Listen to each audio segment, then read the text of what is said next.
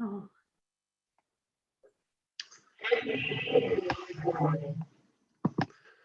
Hi, everyone. I'm James Crossley, the General Manager of Madison Books. And I'd like to thank you very much for joining our live virtual event with Darren Negrif and Éireann Lorsung. Thanks to the folks at Biblioasis for helping arrange things today. And thanks also to my partners at Country Bookshelf in Bozeman, Montana, and Paulina Springs Books in Sisters, Oregon for making this and all of our other events possible. You can find out about those other events on Eventbrite or on booksincommonNW.com. Next week, we will be featuring Elizabeth Gonzalez-James and Carrie Lesueur. So you will want to tune in for that as well.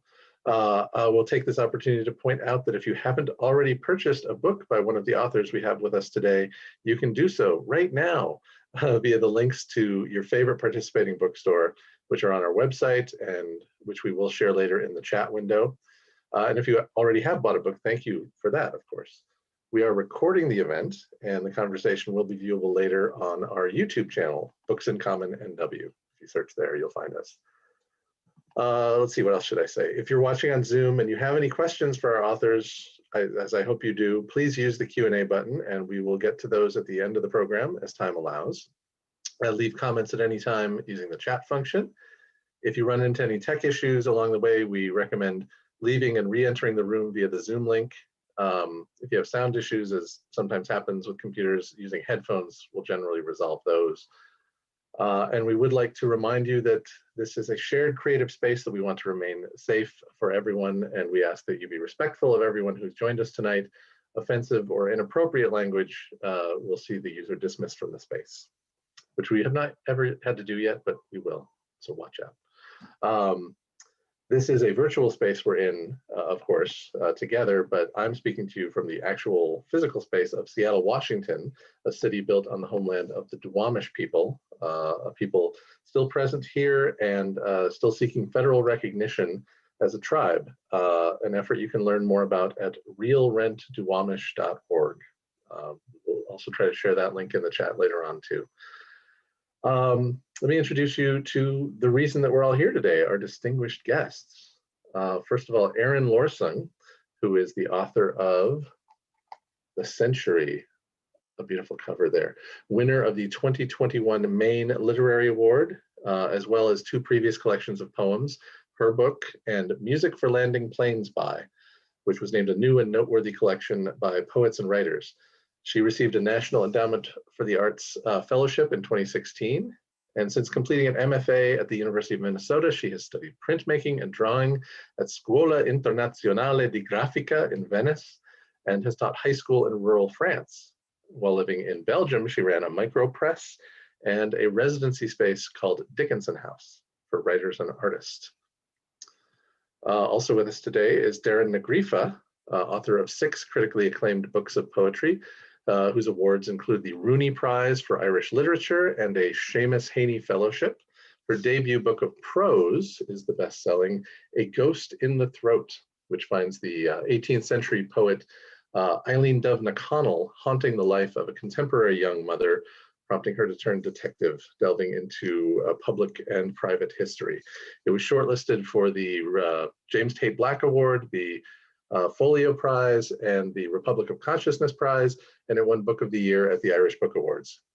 The Sunday Times called it sumptuous, almost symphonic in its intensity, and some hack reviewer who's quoted on the back cover of the North American edition said he'd never read a book more visceral, and that to read A Ghost in the Throat is to hold in your hands a living, beating heart. I'm the hack reviewer, if that wasn't obvious. With that, I will leave the room to our authors to have a conversation, and I will reappear here to share your questions.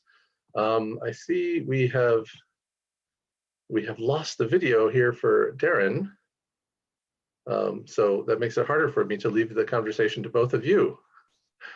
Yeah, please don't leave quite yet, James. No. Not sure what happened there. Well, our tech people behind the scenes are probably working furiously to figure out what's gone on there. I had this happen myself when, during the past couple of weeks, very intermittent internet connections that were very frustrating. So I resolved those, and hopefully she will hers. Well, I can just say Yes. I'm really, really pleased to be here. And thank you so much to Country Bookshelf, from Jessica, and also James, and to Books in Common Northwest for putting this on, to Michaela at Biblioasis, who arranged all of this, and also to Darren. I'm just so delighted to be here to launch A Ghost in the Throat in the US and Canada. It's such an amazing book. It's so beautiful. It's so compulsively readable. Hi. Welcome back.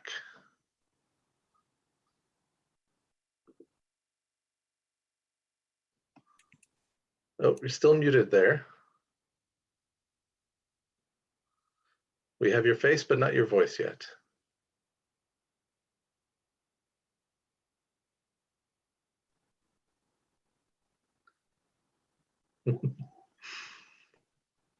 This is tantalizing. It's like a science fiction movie where you discover the new planet and like, we have a visual.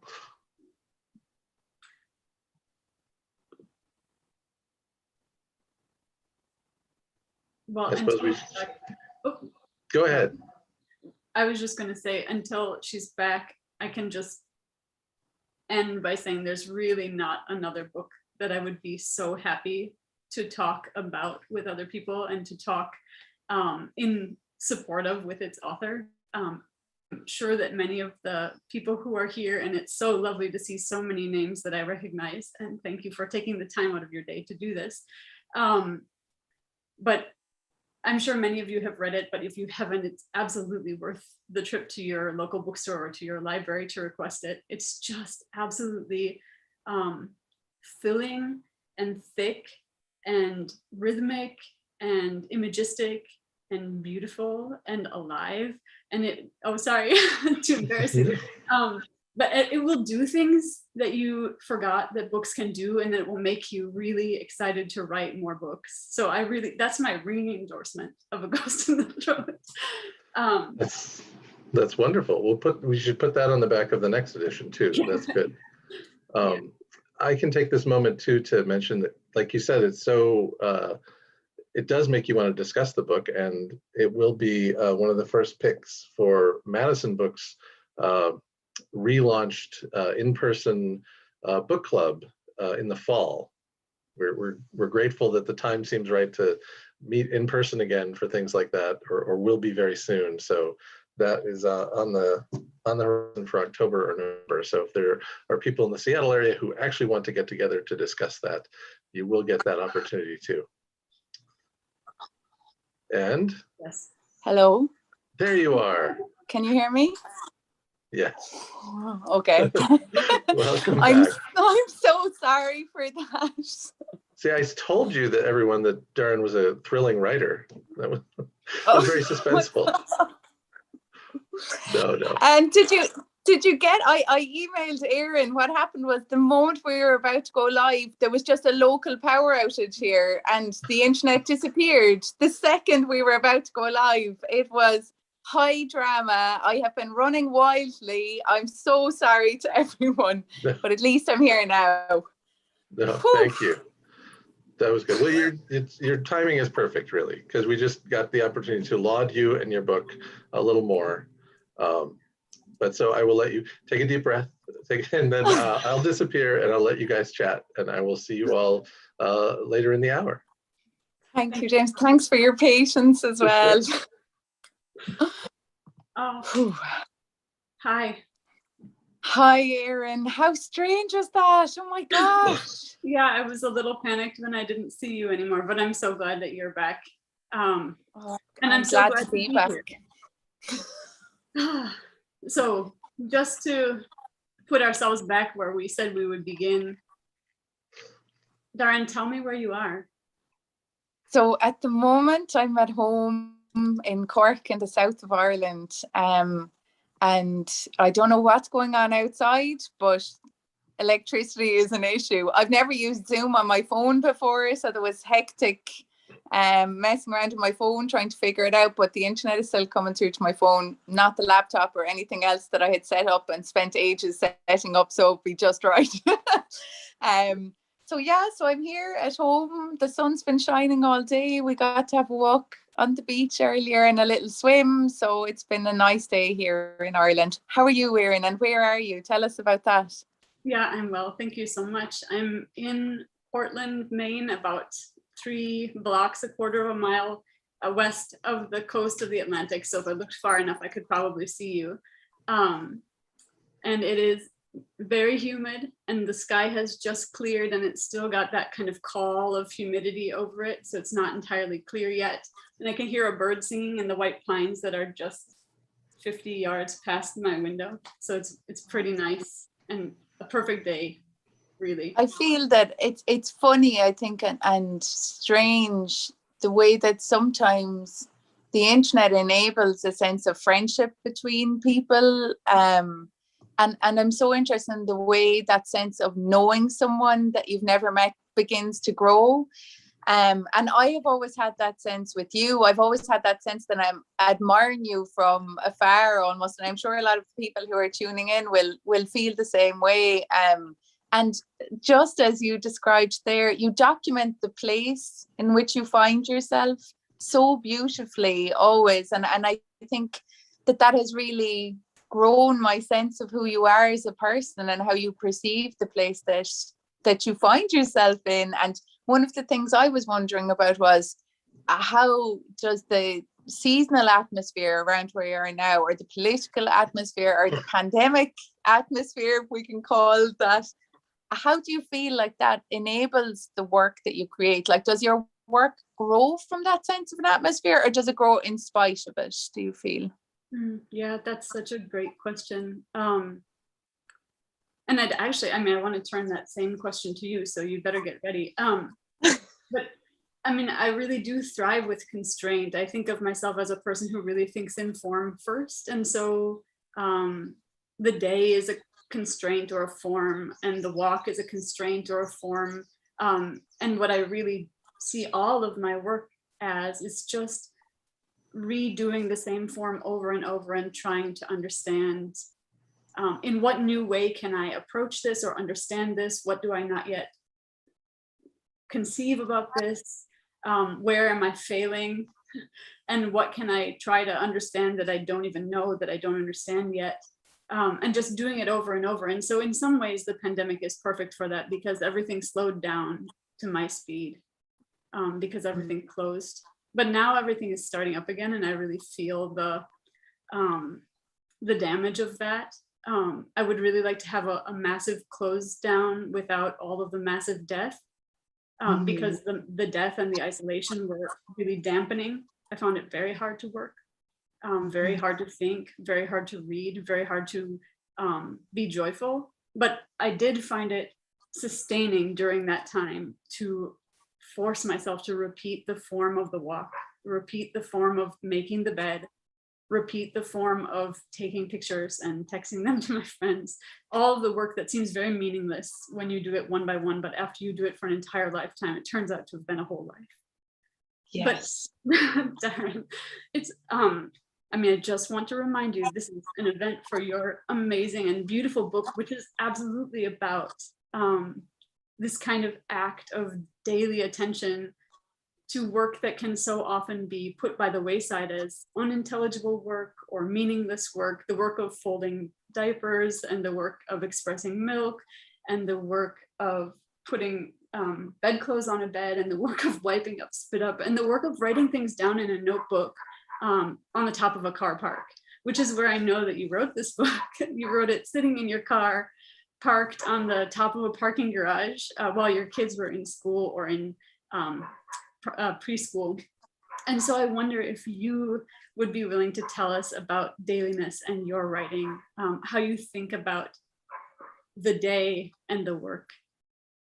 Thank you, Éireann. And it's so interesting that you begin with this question, because it really, that sense of the book really speaks to what you were describing of your own days and that sense of repetition and how they build and build and build towards something that feels of significance to us, doesn't it? I mean, yeah, when the many days that I was sitting on the roof of the multi-story car park alone because no one else parked there, it's a small town, you know, people had better things to do than sit on the roof of a car park writing a book. That sense of spending those 3-hour sessions, sometimes just writing, rewriting, whittling, beginning again on the same paragraph, and so often speaking the same paragraphs out loud to myself again and again and again, and slowly realizing over time that it was growing into something else. And I suppose an important element of that was an attempt to honor that sense of our daily tasks. And we so often skim over them, I think ourselves, you know, when we're looking back on our day or when we're looking back on a life.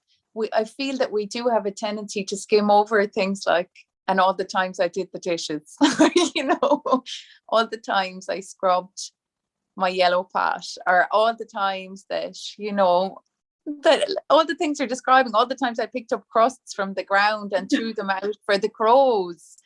But there's something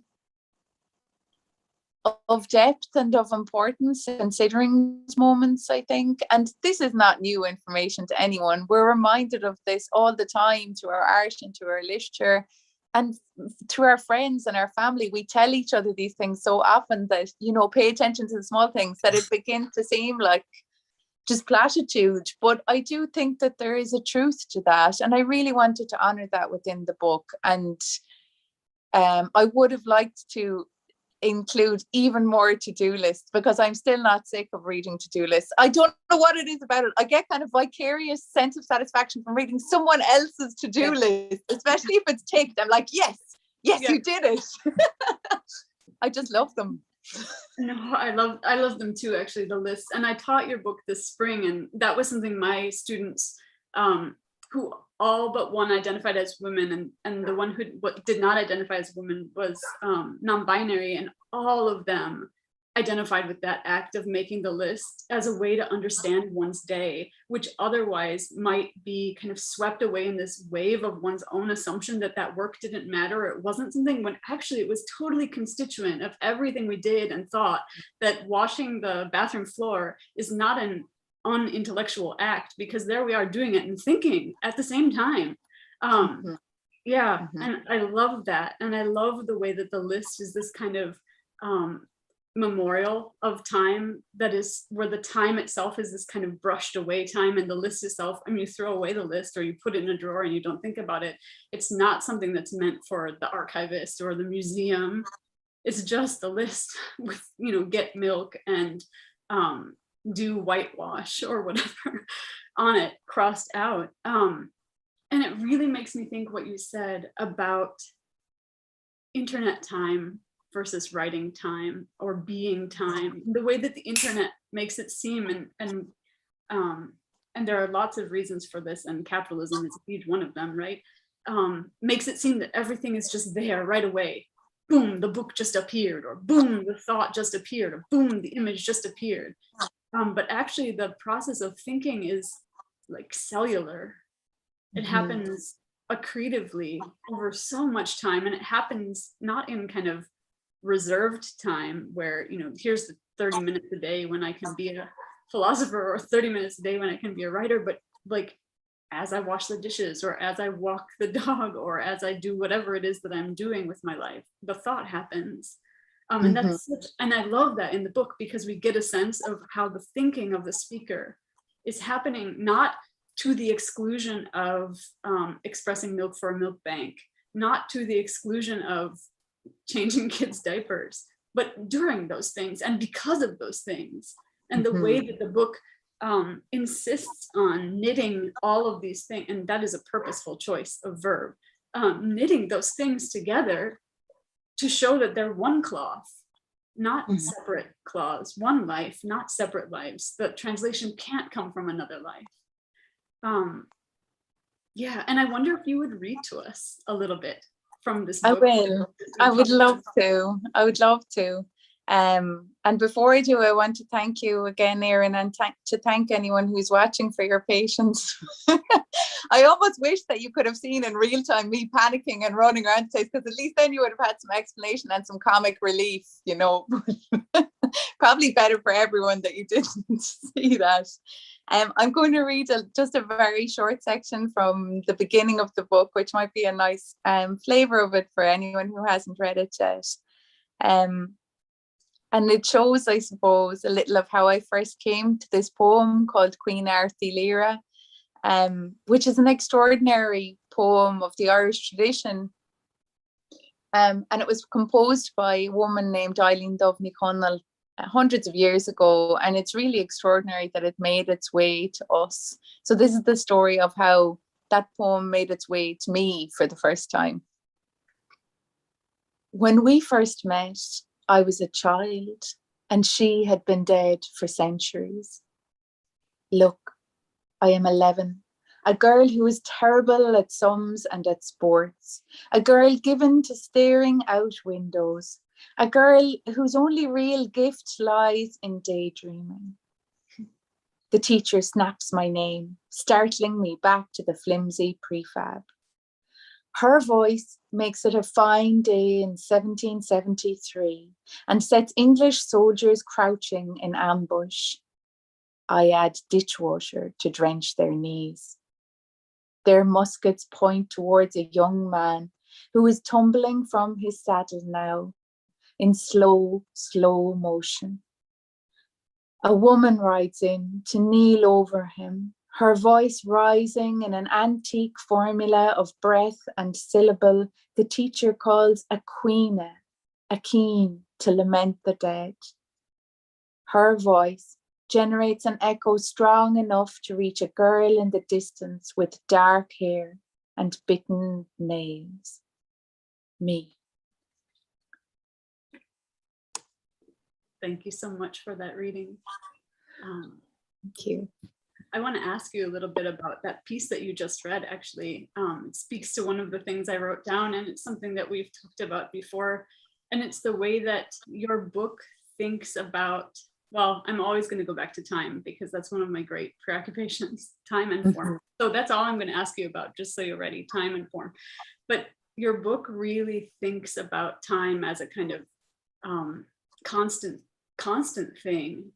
So history not as something which has been finished, and not also as something that repeats in a kind of cyclical way, but instead of time as something almost like layers of jello, where they're all present there together at the same time. So there is the time of Éireann Lorsung, and there's also the time of the speaker in her childhood and in her young adulthood, in her medical school, in her memory of herself as a young married woman, in her contemporary right up to the minute time, and also this sense of all of the time that's passed between the 18th century and the present moment. And I wonder, as you were writing, how did you think about that? I mean, that time between the keen and the moment of reading, that time between the moment of reading and the moment of writing, how did you manage all of that thick time? I felt that as though I wanted to be true to my sense of time in a way that I often try to dampen down in ordinary life. Mm-hmm. Like a life in writing feels to me like creating a space where I can play with those kind of ideas and I can be true to my sense of how I experience life. And I experience time like that. Time feels very strange to me. I shouldn't say strange because it doesn't necessarily feel strange to me. I only call it strange because I have the assumption that other people think, you know, that my sense of it is strange, and that could be wrong. But I do have a sense of time as being almost like fog. Yes. Nothing feels solid. The present moment, I feel different times all around that and within that. There doesn't seem to be a clear differentiation for me at all through different moments in time, and I've been that way really since I was a kid, and I suspect that it's not that unusual, because we're drawn back again and again, aren't we, as readers and as viewers, to depictions of history and to seeing something of ourselves and our humanity mirrored in these evocations of the past and of people who existed then. So I suppose I didn't feel that I needed to consciously put a lot of thought into how I was going to evoke that. It was more so saying to myself, be true to your sense of things. And this book allowed me to be true to that. I feel close to what we call history, you know, in terms of the different strata of the past. Like that feels close to me all the time. Yes. And I suppose here in Ireland, so many layers to our history, so many tellings, so much we don't know, and there's so much darkness there as well. And as there is anywhere, I guess, but I happen to be living in Ireland, so it's something I'm constantly aware of, and the lessons that the past can teach us in the present, I hope, as we walk towards the future, you know, and the lessons we can let our children carry with them as they walk towards their future. So the past feels like an important teacher in my life, and that's, I suppose, what I was trying to communicate. Yeah, that's so beautiful. And I love the sense of time as a kind of fog, where things are multiply present, not just now, but many thicknesses of now. Yeah. And actually that leads a little into the question that I wanted to ask you. Yes, I know I ask you next. I mean, I noticed that you're often drawn towards picking up little pieces of delf, like I am. We call it delf here, but I know a lot of people might call it china, or what would you call that, Éireann? Oh, pottery. It's a shard. Yeah. And I've noticed that yes, and like I probably do. I have some. I do. Every room of the house that I go into, I have also got the same thing. I find these, but this is the kind of question that's a really old one. It's hand painted. Oh, that's a great one. Yeah, I find these everywhere as well. Yeah. But I only began to find them a couple of years ago, and I love that we have that in common, you know, that sense of it. And I often feel when I'm finding those little shards like, did I find this or did this find me? I love that kind of like strange way of looking at it.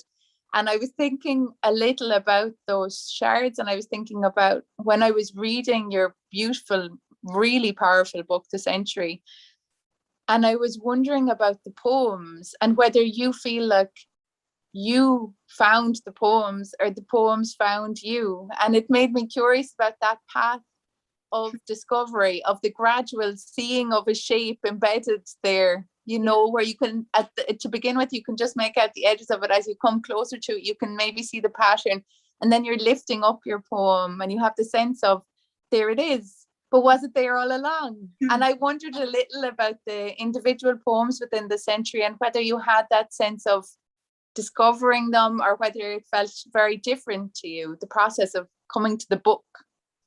Oh, that is such a great question, especially for this book, which is not a book I set out to write. I didn't have an idea and then write the book to fill the idea. And the content of the book in particular, which is a reckoning with and a coming to knowledge about white supremacy, white dominance, the kind of intricate history of the constitution of the white subject in the US, as it kind of extends tendrils through the world, thinking about power, and all of that was things I was trying to come to understand. And the way I understand the world is to make poems about it. I just make poems as kind of a way of breathing or excreting. So there's like a lot of garbage that happens, but the poems really, I mean, that's such a great metaphor for them, was like walking on a very soggy foreshore, where as you walk, you begin to see where there are bits of pottery, and you can tell it's pottery because it has those sharp edges that, you know, shells don't have and rocks don't have, and then you can bend over and see it. and pick it up, but you can only do that once you've learned to recognize the object that you're looking for. So I do feel like the poems came to me to teach me about form and structure and to teach me about what I was trying to think. I couldn't have gone looking for them because I didn't know how to name what I wanted to know. And they really came to me through the same kind of act of walking through the world and trying to learn what the plants are in the array of weeds along a fence, or learn the kinds of houses that I live among, or learn the people who live around me. It's, you know, trying to learn to know the world and trying to learn to know the ideas. And the poems were like the shards that taught me to recognize the ideas.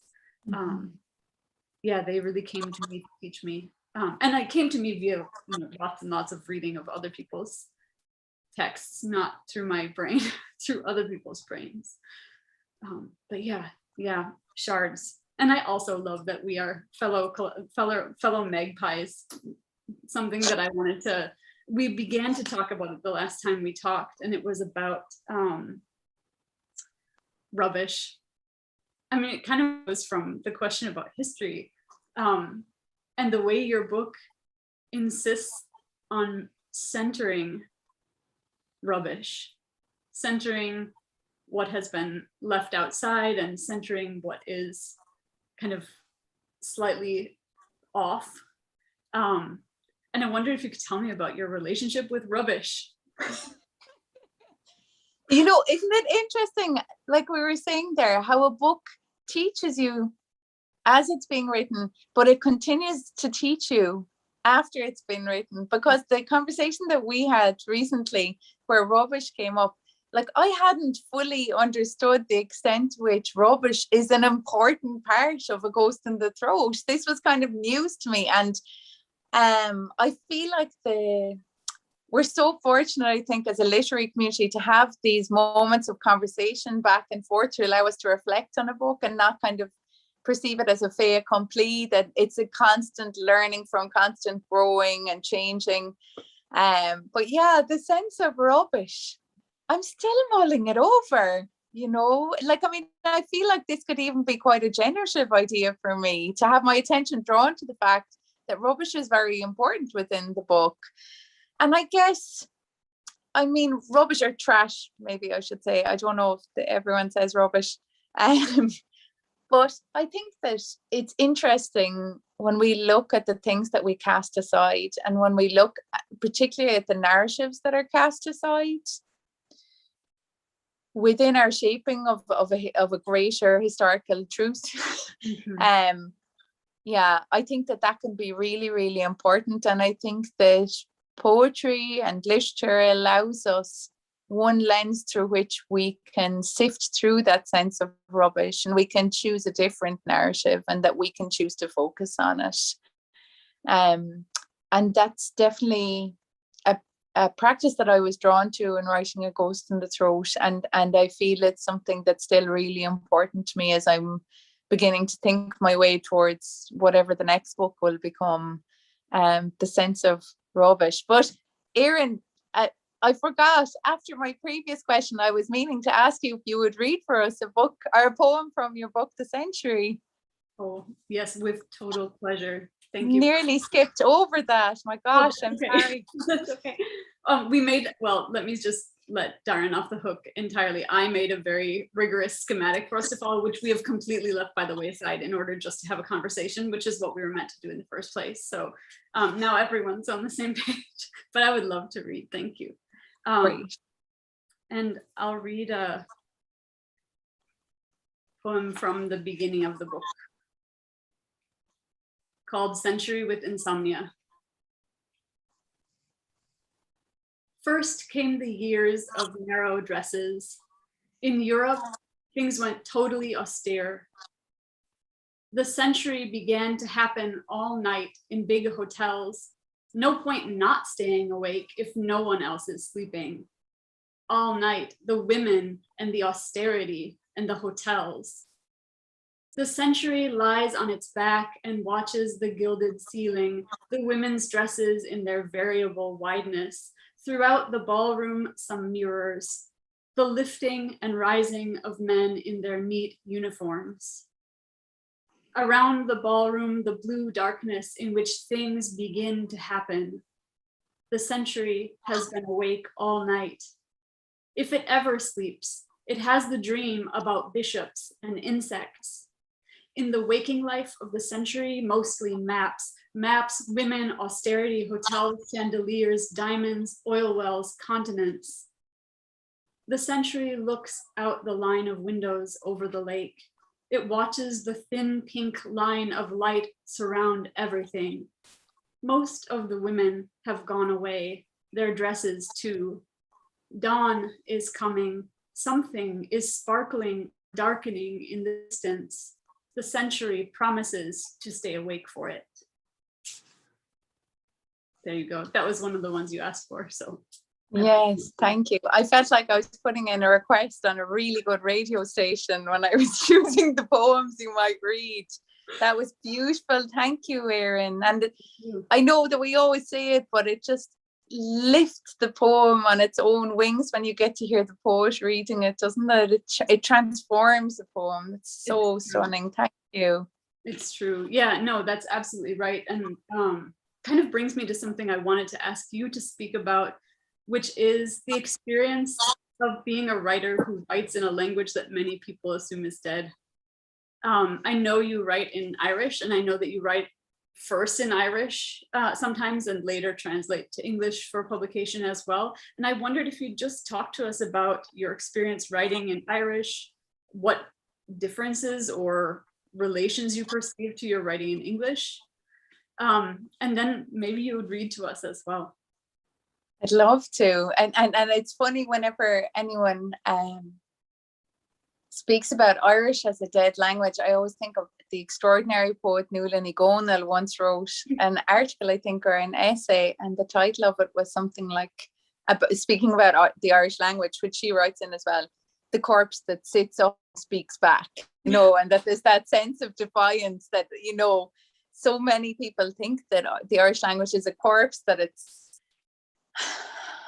dead and gone, and nothing could be further from the truth. You know, Irish is a living language, it's a living entity. Only today, as I was walking along on the beach, I saw our grandson walking along with his granddad, and they were hand in hand, and the little boy was maybe 5 or 6, and they were speaking to each other in Irish, and it was just so moving that I greeted them in Irish, and I said, it's so beautiful, it's like birdsong, you know, to hear our language spoken there on the strand, this ancient place. And they stopped and spoke Irish to me for ages, and I just felt like we're so blessed to be here in this time, to be able to speak our language out loud without fear, you know, that, I mean, the Irish psyche has been in many ways so brutally colonized over so long, and our language has been a terrible loss, and people have very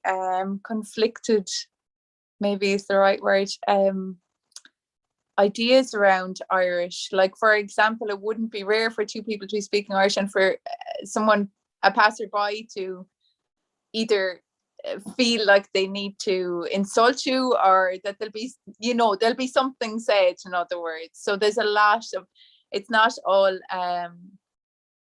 all positive, I suppose you'd say. It's a really complex, like any kind of element of post-colonial identity, it's a really, really complex thing, our relationship with the Irish language. And as such, I always feel like I can really only speak from my own experience as someone who was very fortunate. Like, my mother was extraordinary. She sent my sisters and myself to an all-Irish language primary school, which was immersion education. So the day that we went in at the age of 4, each of us only speaking English, we were spoken back to all day, every day, only in Irish. And it was such a kind of easy way to learn a language, you know, just total immersion. And it allowed me a path to the language that was very free of a lot of hang-ups that other people have to deal with, you know, and I feel I'm very privileged that way, you know.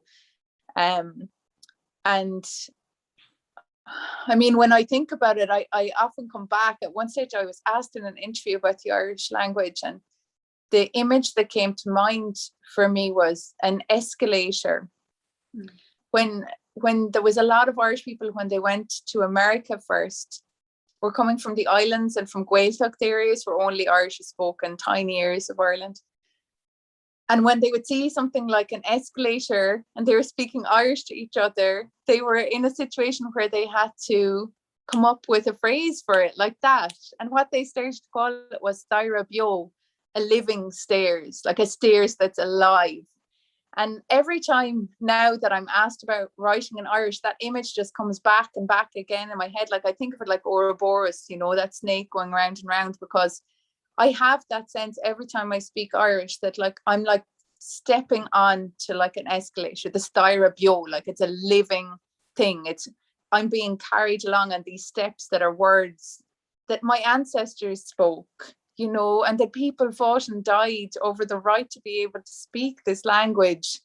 And it feels to me like an intensely precious thing. And I feel very fortunate to be able to have some part of my artistic practice that is solely in the Irish language. That feels like, and it's a shame that it is, but that's still a very unusual thing in contemporary Ireland.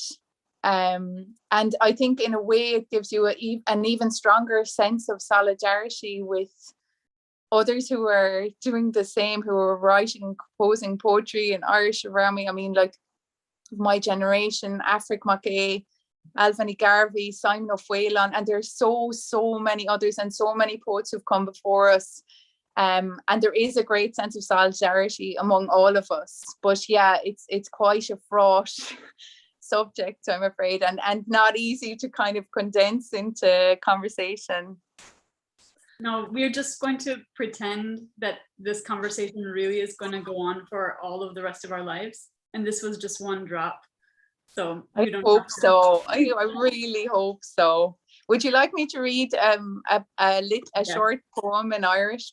Definitely. Okay, so yeah. I'll read. It's a very short poem. I'll read in Irish first, and then I'll read my English translation. And it grew from the idea in Irish folklore that the souls of infants who had been miscarried or stillborn could come back to their mothers to comfort them with bird song, and that the birds they would come back as were sedge warblers. Ceolar Kiba is the Irish for sedge warbler.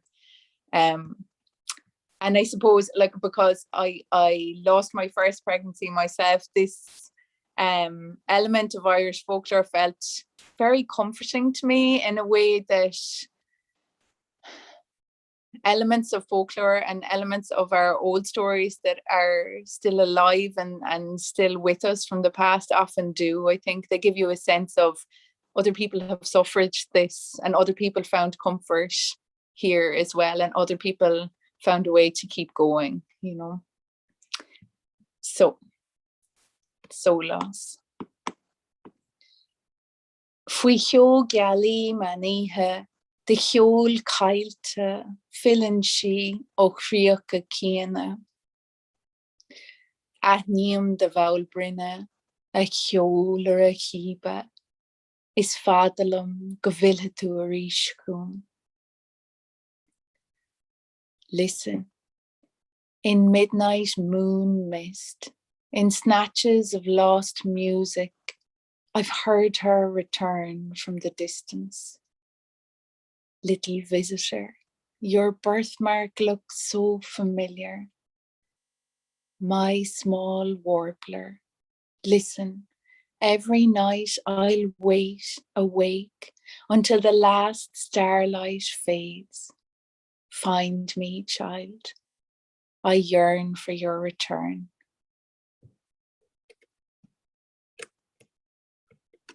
It's so beautiful to hear the Irish, and the English is also beautiful. Thank you so much.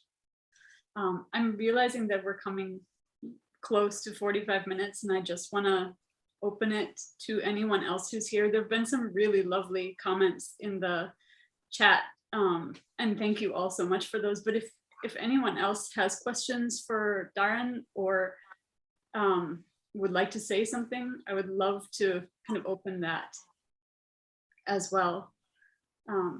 But I can continue for now. So feel free to put questions in the chat is what I'm trying to say. And then I will ask a kind of last question for you, which is a simple question, I think, not a, well, maybe it's not. I wonder what you're reading, what books you've loved lately. That's like the most difficult question I've asked you so far. Yeah, it is. It is. And because I'm so nervous and we had such a rough start, I need to grab my notebook. I'm just going to be like 1 second. It's right here beside me.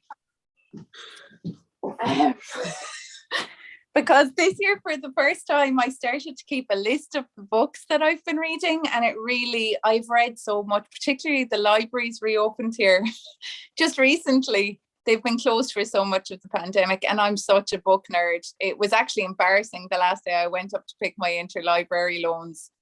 My God, like I needed 2 full carrier bags to carry it away. It was crazy, absolutely crazy. I'm greedy. I'm so greedy for books.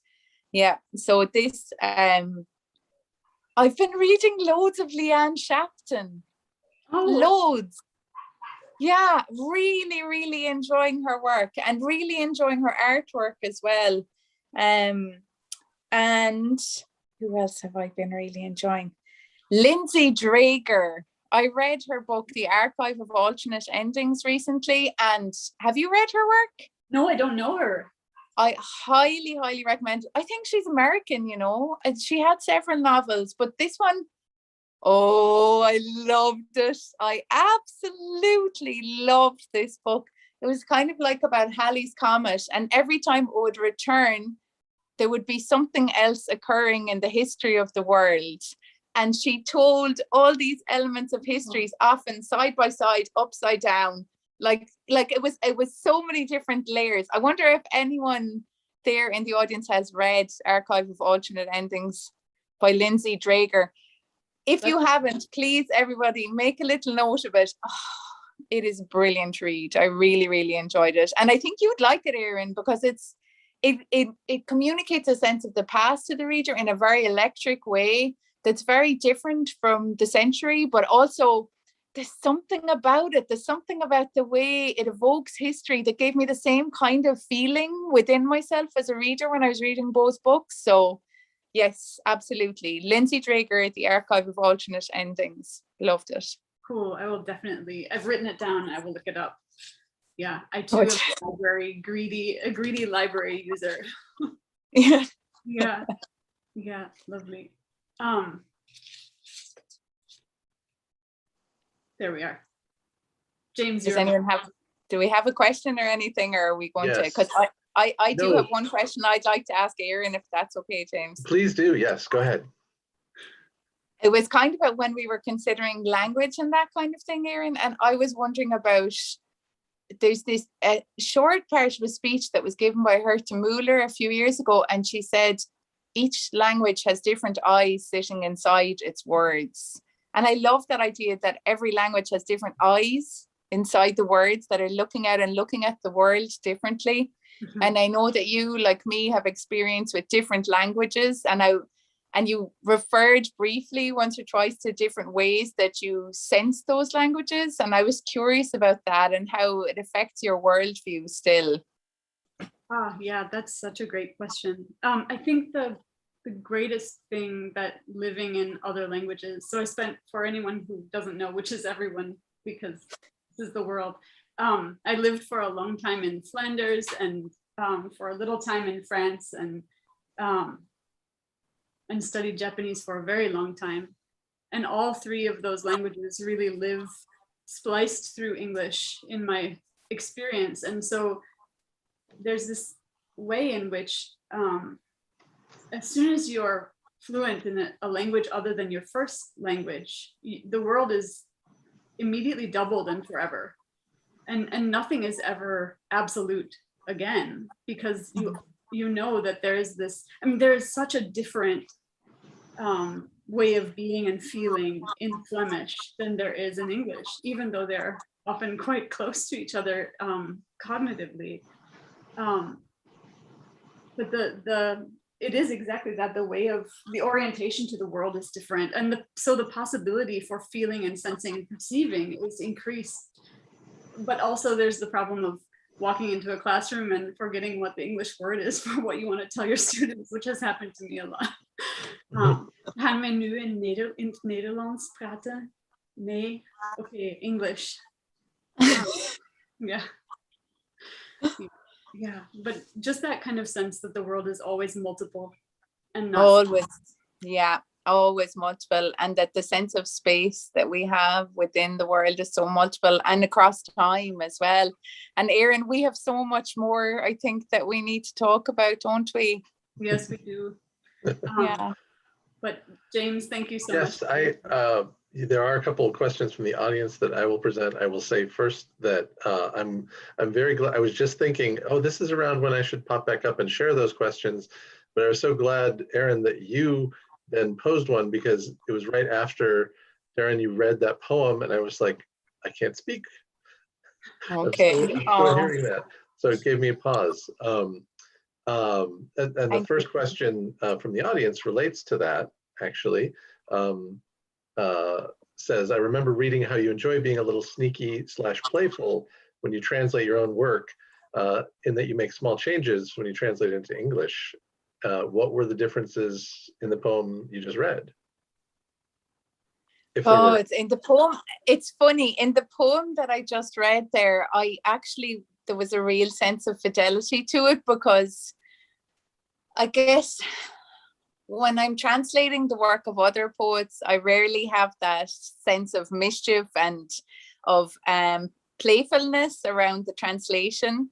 Whereas with my own work, I often kind of feel like, well, it's my poem. I can kind of translate it however I want, which isn't entirely true. And I probably shouldn't be so mischievous. But with that one, funnily enough, because there was an element of folklore that had inspired it, and I felt like it was quite sensitive, this sense of comfort almost passed down to different tellings of folklore in different generations. I was very careful in translating that, and very gentle, and there isn't really any mischievousness to my usual extent in that translation at all. But thanks for that question. That's a great question. There is another here that relates to language, asking both of you whether you think the body, the ear, the tongue can actually recognize a language without having the meaning in the brain. I often feel my body understands Irish without knowing what's being said. That's so interesting. I feel like the bones, I think, you know something in your bones. And I often feel like that whenever I'm speaking to anyone from our diaspora, anyone who even has been living in the distance from Ireland, which is such a tiny island, you know, but even generations later, that they have that sense of almost like it awakens something really deep at bone level when they hear Irish spoken. And I find that so moving. I find it so moving and so beautiful, that sense that there could be some element of the body that remembers a language that has been taken from you due to circumstance, or, you know, due to change. What do you think, Éireann? Well, I think what I hear there is the really beautiful fact of what poems know, which is that language is meaning that language is meaning that is more than verbal meaning. Sound is meaning, and music is meaning, and pattern is meaning, and emphasis is meaning, and pause is meaning. Yeah. And that's music. And so I think that for me, there's definitely a difference hearing. I don't speak Italian very well. So when I hear Italian, I don't hear sense in the way I hear sense in Dutch, but I can feel music. And that is also a kind of meaning, even though it is a different kind of meaning than the meaning that I'm able to make right now. Mm-hmm. That's so interesting, isn't it? Actually, something just struck me for the person who asked that question. Sorry, I'm not used to doing Zoom on my phone, and my dad was just texting me there, so I was just sorry for ignoring my dad. But it for the person who asked that question, who feels that sense when they hear the Irish language, I would make a recommendation of a film which is called Song of Granite. It was directed by Pat Collins and it's about the singer Joe Haney. It's really excellent. It's a lot of it is in the Irish language, but it's subtitled, but in a similar way to how poetry can evoke that deep kind of sense of recognition. I sometimes feel like film, when it's done like Pat Collins does it, can give that same sense. So yeah, I would really highly recommend the film Song of Granite. It just came out a few years ago. It's on Movie. I don't know. Oh, look, it's coming up there. I can't see almost all the messages because I'm not used to using it on my phone, but thanks very much. I think a link came up there for Song of Granite. I saw it briefly and then it was gone. There's another question here for both of you, again, which is preceded by a compliment that both of you are amazing poets. It mentions that Darren has moved into prose and wonders, Éireann, if you see yourself moving into prose, ever publishing a memoir, a novel, or anything like that. I'm very good at writing and very bad at publishing. So I have written many prose things, but I am a smog of prose and I prefer to sit on my prose. So I have a huge pile of manuscripts just out of sight. You can't see them. No, yes, I write prose as well. And it would be great if someday I did something about that. I'm sure there are people in the world who would like that. I definitely would. And I agree that you're an excellent writer. And I'm sure plenty of other people who are here this evening would be thrilled. And you're very modest. I remember a few years ago, initially, before I knew so much of your work, I had assumed that it was poetry that you focused on. And then I remember one day, suddenly you had a really fancy fellowship in fiction. Tell them what it is now. Don't be modest. Well, it's the NEA, the National Endowments for the Arts. So that is actually, yeah, that was for prose. That was a sneak attack. It was a sneak attack, you see, and she is excellent in both forms. So we just all need to apply some serious peer pressure to get her on the publishing side of things, maybe. But I'm just being glib. Honestly, I think if your sense is to put things aside, then that means that you'll know when you're ready and the work is ready. And I think we could all benefit from doing the same thing, to be honest. I feel like publishing moves very fast and we could all benefit from going a little more slowly, to be honest. Yeah, let's share it out. We can else's speed and I can happily donate some of my reticence. There's a this is the perfect illustration of the next question. Comment here says that my understanding is that you two haven't met in the real world, but that your paths have crossed online. And you clearly have a real affinity personally and creatively. And this seems like a great example of the opportunities for community online. My actual question is, how did you first meet? Oh, can I take this? Can I start this? Because I don't. Okay, but I have a feeling that both of our answers will be very different. Yes. Go on. So I think I met Darren by her postal address. Is that true? I had your postal address first, right? It could be true. I think so. But tell them why you would have had my postal address. I think you bought a book from me. Yeah. Yeah, I think it wouldn't surprise me. I think my understanding of it is like, and this wouldn't be unusual, I think, in the internet world.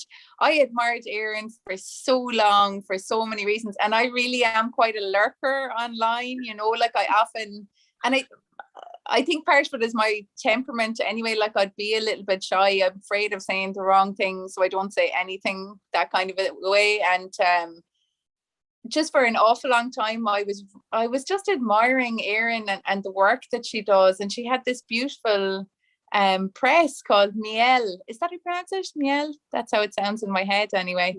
That's right. And I loved the pamphlets that she published, the poetry. I still go back to them all the time. They were beautifully produced. And were they hand sewn?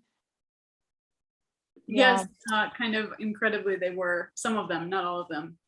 Well, a lot of the ones that I had, like I would see like the stitching and I would just think, this is extraordinary, that this woman spends such time and such care, like gently creating these books, and that they fly all around the world. And I really was in awe of that. And then finding my way to your own work and finding the different ways online in which you document your days. It's just been so moving to me. And sorry, that's an alarm going off my phone. This is terrible. I'm so sorry about having to use my phone. We're good. But it has been I do agree with the person who asked that question, that the internet sometimes offers us really deep and important connections that we can make with other people, but sometimes the other people aren't aware of just how important they are to so many other people's lives. And a case in point is the fact that Éireann, just going through her days merrily oblivious to someone in Ireland, just like learning so much from and just admiring her deeply from afar.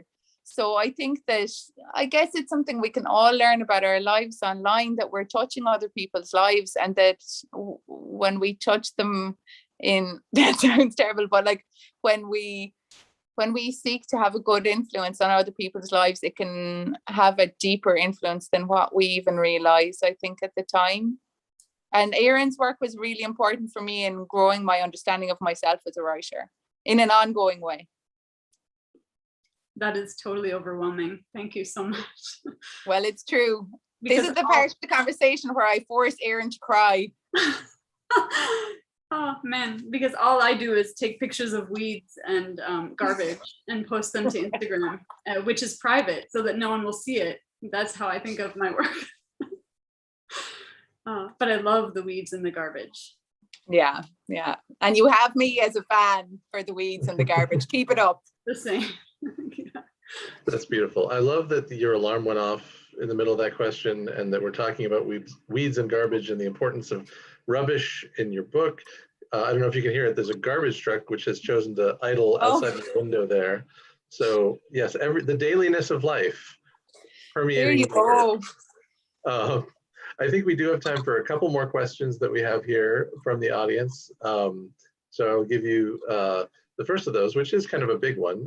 And there's a lovely comment here with it, so I'll share that as well. Darren, your words were the greatest solace through the past year at home with a newborn and toddler. Thank you for describing the private, beautiful monotony of motherhood so fantastically. Made me feel seen at a time when we went days without seeing anyone.